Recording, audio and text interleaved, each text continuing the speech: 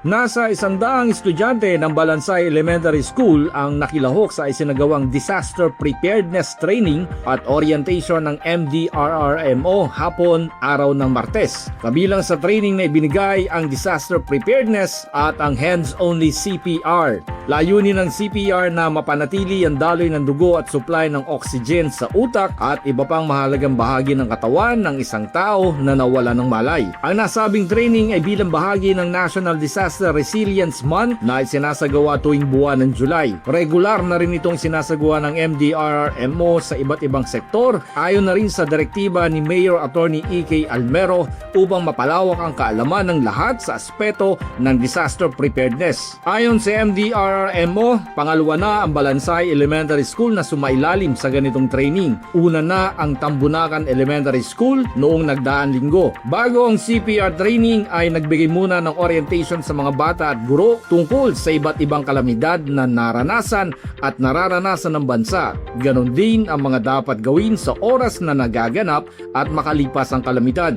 Upang lahat ay mabigyan ng personal na karanasan, ginamit ang mga water container bilang subject na bibigyan ng chest compression sa isang biktima na nawala ng malay bilang bahagi ng CPR training. Paalala din ng MDRRMO hanggat maaari dapat ay mayroong dalawa sa isang bahay na marunong magsagawa ng CPR at chest compression. Dahil kapag isa lang, hindi niya matutulungan ng sarili kung siya ang nakaranas ng pagkawala ng malay. Kasama sa nagsagawa ng training ang Bureau of Fire Protection at Philippine Coast Guard na katuwang sa pagbibigay ng hands-only CPR at chest compression training. Ayon kay Principal Frances Zaira de la Luna, ang paaralan ay mayroong 18 teaching personnel, 3 non-teaching personnel at 652 na estudyante.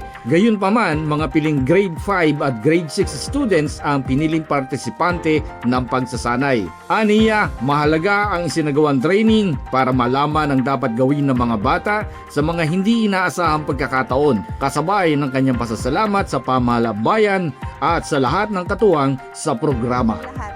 Ang isinagawang hands-only CPR training ay isang makabuluhan na activity po kung saan po talagang matututo ang mga bata at ang mga kaguruan po ukol sa mga sakuna kung paano nila ito matutugunan dahil po sa panahon ngayon ang sakuna ay hindi na po natin masasabi kung kailan mangyayari. Kaya po talagang para po sa aming mga kabataan at aming kaguruan ay ito po ay napakahalaga.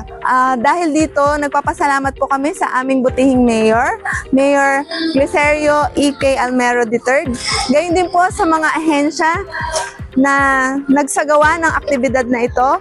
Maraming salamat po sa inyong mga ginagawa na activity para po sa ating mga kababayan. Matapos ang training ay nagbigay ng mainit na sopas ang MDRRMO sa lahat ng partisipante bilang merienda na hinatid gamit ang bagong mobile kitchen ng pamahalang bayan ng Mamburao.